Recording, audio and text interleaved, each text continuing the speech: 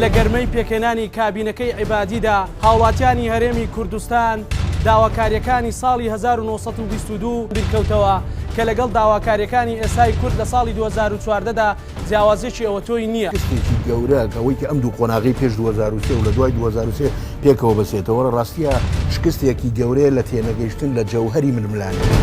بە تاکید کێشەکانی یان فاکتەرەکانی ناوخۆیش کاریگەریان لەسەر هەبووە بەڵام گرفتەکەی ئێمە کۆکردنەوەی شتەکە بچووکردنەوەی خواستەکانە بچووکردنەوەی داواکاریەکانە.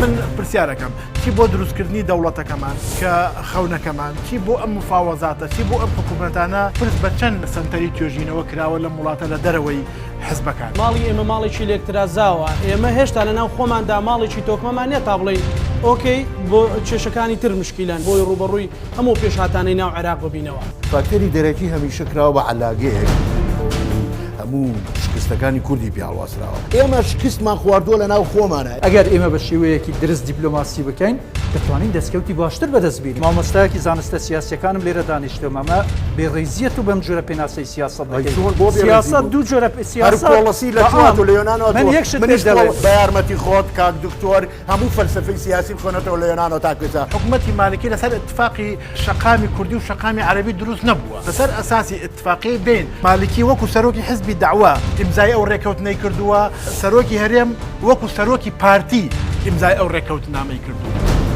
ئەرکی حیزب سیاسەتە سیاسەت دەکە گەورەترین هەڵەی کوردستان ئەوەیە کە حیزب سیاسەت نەکە کۆمەلگا هەموو سیاسەت بکەن. تەسەوور مەکەن شکستی شنگال تا 20 ساڵی تر ئێمە زەریبەکەیەکەن. لەبەر ململانەی حزبی و سیاسی لەم دوو مانگەیە سەیری شاشەکانی تەلەڤیزیۆن کراوە ئەوەنە قسە لەسەر کەرکووک و ئیدارەی کەرکووک و شکاندنی ئیدارەی کەرکووک کراوە لە شاشەکانەوە بە بەرنامەش کراوە لەلایەن چەند حزبێکی سیاسیەوە ئەم ئیدارەیە توانوێتی وێژەی کورد لە 6 کورسیەوە بکاتە 8 کورسی لە شارەکەیە دین لەم حاڵەتی شەڕە بە هەمومانەوە ئەیکوتی.